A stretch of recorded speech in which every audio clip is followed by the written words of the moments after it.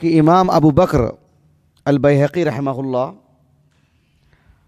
458 ہجری سن وفات ہے آپ کا. آپ کی متعدد تالیفات ہیں. اس میں سے ایک کتاب ہے الجامع لشعب الایمان. شعب الایمان اس نام سے معروف ہے، تقریباً لوگ اس سے واقف ہیں. اس کتاب کا جو آخری حصہ ہے جس میں زہد سے متعلق اور دنیا سے کم تعلق ہونا چاہیے، اس سے متعلق متعدد باتیں آپ نے نقل کی ہیں. باب الزہد وقصر العمل، یعنی دنیا سے متعلق آرزو اور تمنائیں کم رکھنا چاہیے اور زہد و تقویٰ ہونا چاہیے. مجھے بتانا مقصود یہ ہے کہ اس باب کے تحت آپ نے متعدد روایات لائے ہیں امام بیہقی رحمہ اللہ. اس میں ایک حیران کن بات یہ ہے کہ حسن ابن ابی الحسن البصری رحمہ اللہ 110 ہجری سن وفات ہے آپ کا، معروف تابعی ہیں. ان کا قول اس میں نقل کیا گیا ہے. حسن بن ابی الحسن البصری رحمہ اللہ کہتے ہیں طلبت خطب النبی صلی اللہ علیہ وسلم الجمعہ، میں رسول اللہ صلی اللہ علیہ وسلم کے جمعہ کے خطبات طلب کر رہا تھا، مطلب تلاش کر رہا تھا اکٹھا کرنے کے لیے. فاعیتنی، مجھے تھکا دی اس چیز نے. مدینے کی زندگی کے متعدد خطبات جمعہ، کتنے خطبات ہیں مدینے کی زندگی کی، 10 سالہ زندگی، اتنے خطبات جمعہ. یعنی مجھے حیرانی یہ ہوئی اور خوشی یہ ہوئی کہ میں جس موضوع کے لیے یہ باتیں تلاش کر رہا تھا کہ اللہ کے رسول کی کتنے خطبے ہوں گے، کتنے خطبے آپ نے ارشاد فرمائے ہیں، مجھے یہ بات ملی کہ حسن بن ابی الحسن البصری رحمہ اللہ نے کہا کہ طلبت خطب النبی صلی اللہ علیہ وسلم الجمعہ. اور عام خطبے کی بات نہیں کی آپ نے، جمعہ کے خطبے کی بات کی کہ جمعہ کے خطبے کی میں نے تلاش کی کہ کتنے خطبے دیے اللہ کے رسول نے صلی اللہ علیہ وسلم. اور آپ نے جو اللہ کے رسول کے زمانے کے قریب ہیں کہا کہ فاعیتنی، مجھے تھکا دی اس چیز نے، مجھے تھکا دی اس چیز نے.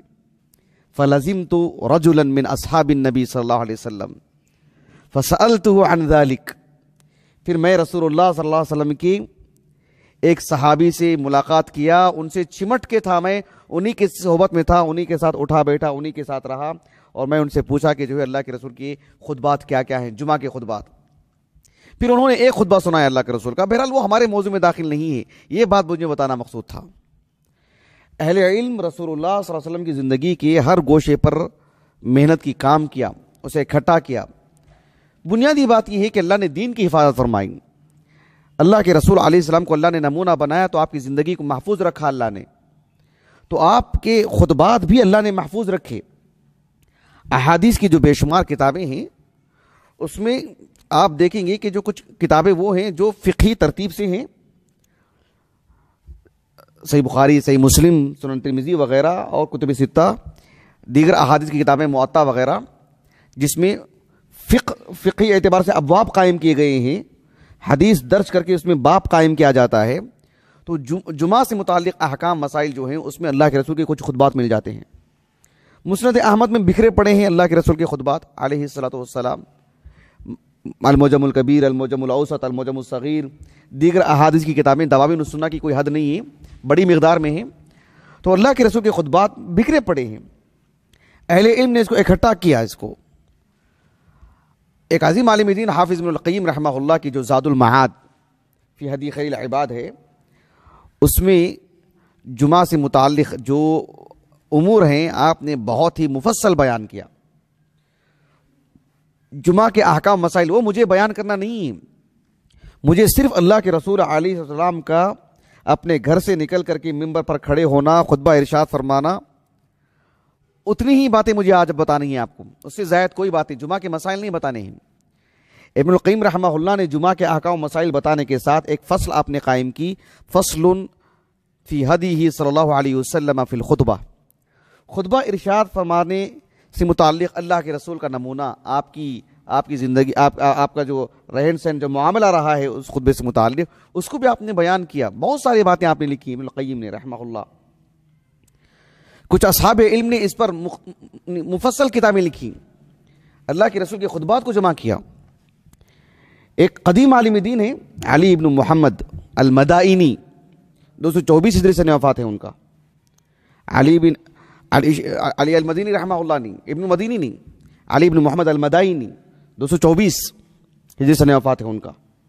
انہوں نے کتاب لکھی خطب النبی صلی اللہ علیہ وسلم. ایک اور کتاب ہے ابو الشیخ الاصبہانی کی 360 پر 9 ہجری سنہ وفات ہے ان کا. ان کی بھی کتاب ہے خطب النبی صلی اللہ علیہ وسلم. ابو نعیم الاصبہانی معروف کثیر التالیفات 430 ہجری سنہ وفات ہے ان کا. انہوں نے بھی کتاب لکھی خطب النبی صلی اللہ علیہ وسلم. ایک اور صاحب ہیں ابو العباس جعفر ابن محمد المستغفری 433 ہجری سنہ وفات ہے ان کا. حاجی خلیفہ رحمہ اللہ نے کشف الظنون میں ان کا ذکر کیا ہے اس کتاب سے متعلق. وفیات الاعیان میں ابن خلیقان رحمہ اللہ نے ایک صاحب کا ترجمہ لکھا.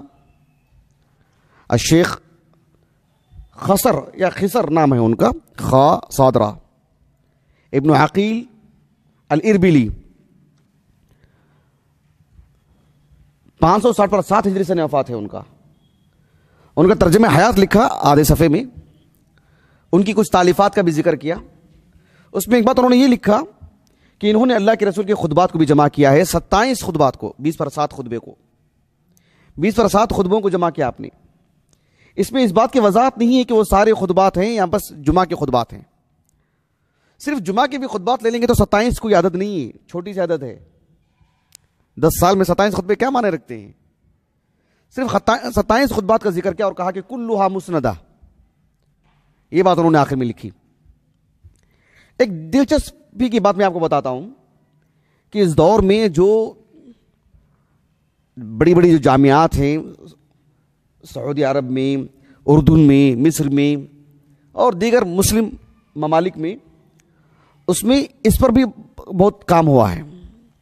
جتنی کتابیں میں نے آپ کو ابھی آپ کے سامنے ذکر کی ہیں سوائے زاد المعاد کے یا شعب الایمان کے، میں نے کسی کتاب کو دیکھا نہیں. سب نیٹ پہ جو ہے مطلب صرف ان کا تذکرہ موجود ہے بس. اور کچھ صاحب کشف الظنون کہ مصنف حاجی خلیفہ نے کچھ ذکر کیا ہے، ورنہ کوئی کتابیں میرے سامنے نہیں ہیں کہ ان کتابوں کو میں نے کھول کے دیکھا ہوں. ایسا نہیں ہے ہمارے پاس. تو یہ کتابیں مطبوع ہیں یا نہیں ہیں اس کا بھی مجھے علم نہیں ہے. لیکن یہ کتابیں کس بات پر دلالت کرتی ہیں کہ اللہ کے رسول کے خطبات کو جمع کیا گیا ہے صلی اللہ علیہ وسلم. ایک کتاب ہے خطب النبی صلی اللہ علیہ وسلم جمعا و دراسہ. اردن یونیورسٹی سے ایک صاحب ہیں جن کا نام ہے عبد المالک ابن سالم سیبانی 1420 ہجری سنہ وفات کہہ رہا ہوں 1420 ہجری کو جو کتاب جو ہے مطلب اس پر دراسہ ہوا ہے اس موضوع سے متعلق. لیکن اس سے بھی اچھا کام وہ ہوا، یہ ماجسٹر کا رسالہ ہے. ایک اور بھی ماجسٹر کا رسالہ ہے، اس میں تو اس سے بھی اچھا کام ہوا ہے.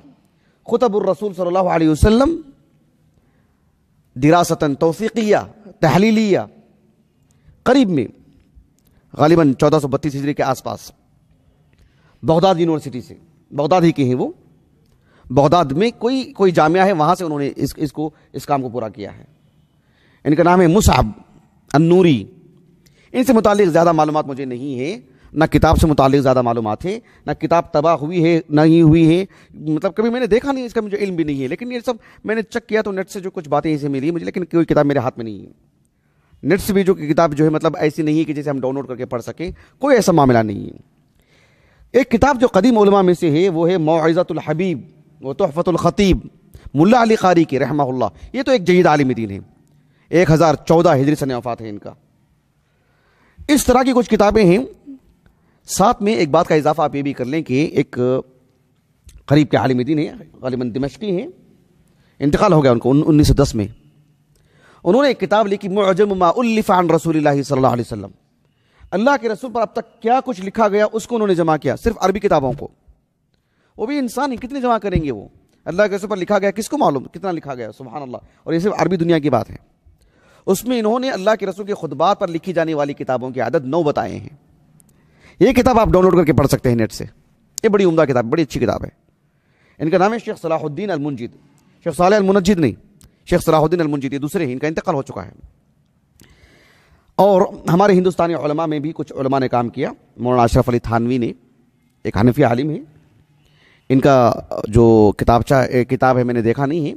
البتہ انہوں نے جو خطبۃ الحاجہ جسے ہم کہتے ہیں ان الحمدللہ نحمدہ، متنوع انداز میں انہوں نے خود اس کو جو ہے لکھا ہے. انہوں نے وہ بہت پہلے میرے گھر میں تھا، مجھے نظر نہیں آ رہا ہے وہ.